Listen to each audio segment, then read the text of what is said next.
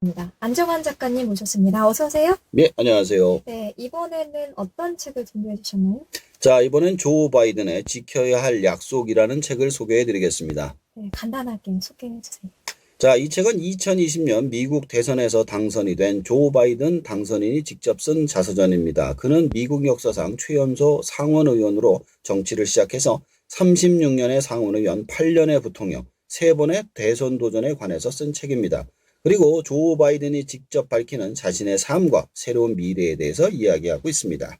그럼 자서전이면 책 소개나 저자 소개가 같겠네요.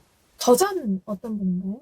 자, 1942년 펜실베니아주 스클랜턴에서 출생했습니다. 1969년부터 변호사로 활동하면서 델라웨어주 뉴캐슬 카운티 의원으로 정치 활동을 시작했습니다.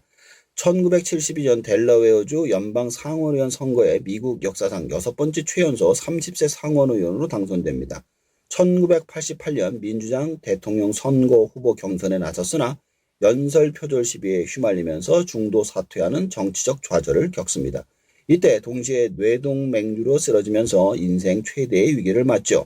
2008년 민주당 대통령 후보로 선출된 버락 오바마 부통령의 러닝메이트로 지명되어 2009년부터 2017년까지 제47대 부통령을 지냈습니다. 미국 부통령으로 역대 3번째 대통령 자유훈장을 받았습니다. 백악관을 떠난 이후 바이든 재단, 펜실베니아 대학교 바이든 외교 글로벌 참여센터, 델라웨어 대학교 바이든 국내정치연구소 등을 설립했으며 2020년 민주당 대통령 후보로 정치 인생 마지막 도전에 나서게 됩니다. 최연소 상원의원에서부터 최고령 대통령까지 대단한 경력인데요. 그럼 어린 시절에는 어떤 사람이었을까요? 자, 지금은 굉장한 달변가이지만 어린 시절에는 말더듬이 굉장히 심했다고 해요. 그리고 책 속에서는 이렇게 버버버버 그러는 부분까지 쭉 해서 나와 있어요. 네. 그래서 남들 앞에 나서기를 꺼려했다고 하죠. 그런데 이런 말더듬이를 탈출하기 위해서 전문적인 치료를 받지 않았다고 합니다. 당시에는 그런 것도 잘 없었나 봐요. 네네. 옛날이니까. 그는 거울 앞에서 아일랜드 시인의 시를 읽으면서 연습을 했다고 합니다. 또한 그의 말더듬에 대해서 그의 어머니가 큰 문제가 아니라고 항상 이야기를 해서 그의 말더듬에 관해서 비관적으로 만들지 않은 것이 많은 도움이 되었다고 합니다. 그때 그 학교 선생님하고도 어머니가 싸운 이야기가 나와요. 네. 그래서 나중에 연설을 할 때 연설문을 쉽게 읽을 수 있도록 쉬는 곳을 표시해서 쓴다고 합니다. 심지어 현재까지도 그런 식으로 연설문을 작성해주고 있다고 하네요. 뒤에 노력들이 상당한데요. 그럼 최연소 상원의원이 되기까지 어떤 과정이 있었을까요? 자, 상원 이전에 하원 의원에 먼저 하게 됩니다. 1970년 그는 델라웨어 뉴캐슬 카운티 의원으로 출마하라는 권위를 받았습니다. 근데 그 지역에 60%가 공화당원이어서 아무도 나서려는 사람이 없었기 때문에 버리는 카드로 나갔던 거죠. 그런데 뉴캐슬 카운티에는 노동자층이 많았기 때문에 자기 생각엔 될 것 같아서 도전을 한 겁니다. 1970년 11월 선거에 델라웨어 민주당은 완패했으나 바이든은 2,000표 차이로 당선됐습니다. 그리고 2년 뒤 연방 상원의원 선거에 민주당 후보를 찾는데 그도 나섰으나 유력 인사들은 모두 거절했죠. 공화당의 경쟁 상대는 켈럽 보그스였는데 1946년 이후 델라웨어에서 치러진 모든 선거에서 승승장구한 3선 현역 의원이었죠. 민주당은 패전 처리 투소로 바이든을 쓰겠다는 계획을 세웠고 바이든은 피하지 않았습니다.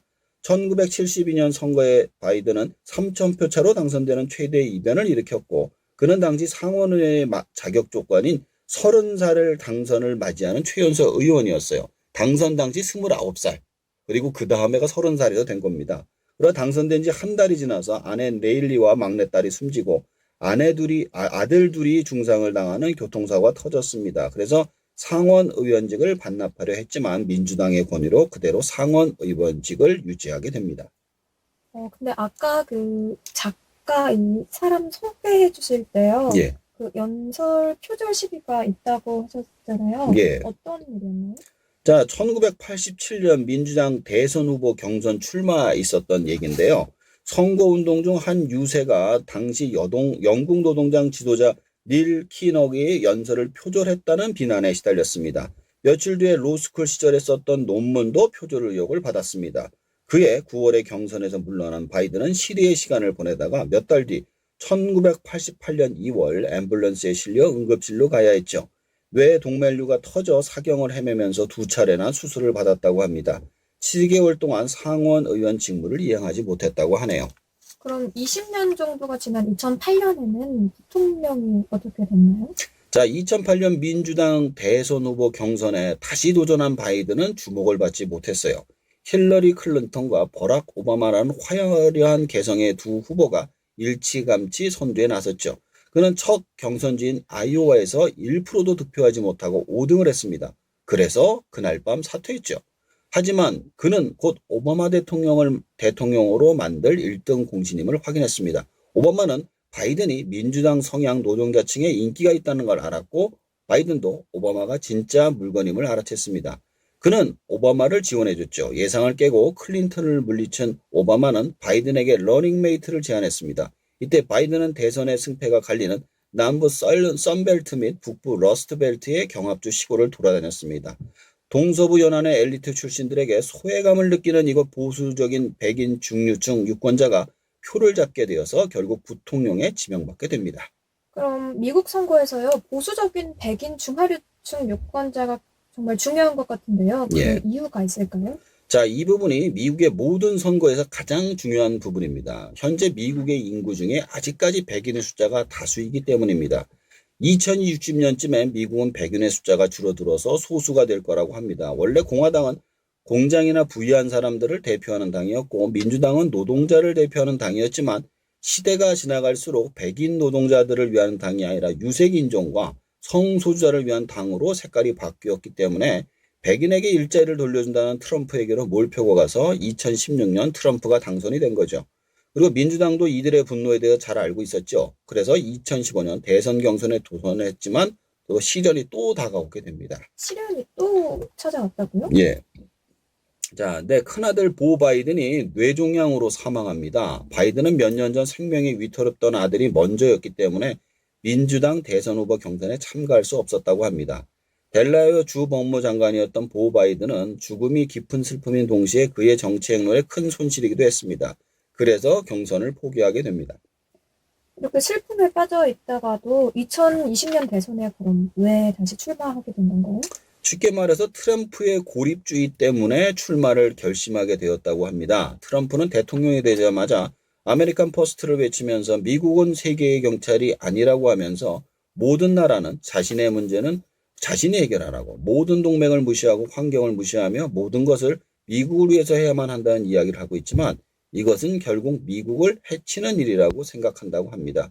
그래서 트럼프를 막고 미국을 원래대로 돌려놓으려고 출마를 결심하게 되었다고 하네요. 그런 과정이 있었군요. 그럼 책 제목으로 다시 돌아가서 조 바이든 지켜야 할 약속이라고 하는데 여기서 지켜야 할 약속이라는 건 어떤 건가요? 자, 바이든이 일관되게 말하는 바는 미국이 세계 최강대국에 걸맞는 책임과 역할을 세계에 해야 한다는 겁니다. 최근 들어 더욱 심화되고 있는 미국 우선주의를 비판하고 자신의 이익을 챙기는 건 최강대국이 된 미국이 할 일이 아니라고 공언합니다. 바이든은 미국 정부가 더 많은 국민을 위한 발판 역할을 해야 한다고 말하죠. 국민이 건강과 공평한 기회를 받을 수 있어야 하며 아이들이 미래를 지켜야 한다고 포부를 밝힙니다. 그가 78세의 고령에도 다시금 마지막 도전에 나서는 이유 역시 이 때문이라고 하네요. 바이든이 아직 지금보다 더 나은 세상을 위해 아이들이 살 미래를 위해 지켜야 할 약속이 남아있기 때문이라고 합니다. 훌륭한 생각을 갖고 있는 것 같은데요. 그럼 마지막으로 작가님께서 이 책을 읽고 난 소감 여쭤보겠습니다.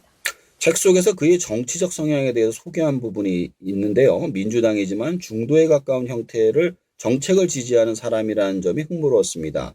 예를 들어 대법원이 낙태 불법화 판결에 따른 새로운 낙태 법안을 낸 적이 있어요. 근데 그거에 대해서 반대를 했던 얘기가 있고요. 인종분리 철폐에 따른 강제버스 통학 문제에 대해 중도적 입장을 지킨 적이 있는데 이게 공화당, 민주당에서 양쪽의 공격을 다 받았고 특히 민주당 안에서 강한 비판을 받았지만 항상 자신의 정치적 신념하에 표를 던졌다고 합니다.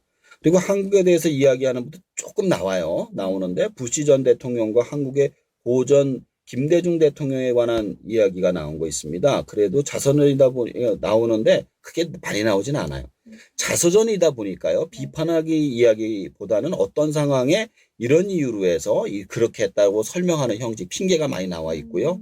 그래도 본인이 직접 쓴 책이다 보니까 어떤 상황에 대해서 굉장히 자세한 설문 부분이 많으니 바이든에 대해서 궁금하신 분들에게 추천드리고 싶습니다. 추천해 주셔서 고맙습니다. 지금까지 조 바이든 지켜야 할 약속 이 책에 대해서 안정환 작가님과 함께 했습니다. 시간 내주셔서 고맙습니다. 네, 감사합니다. 그럼 계속해서 노래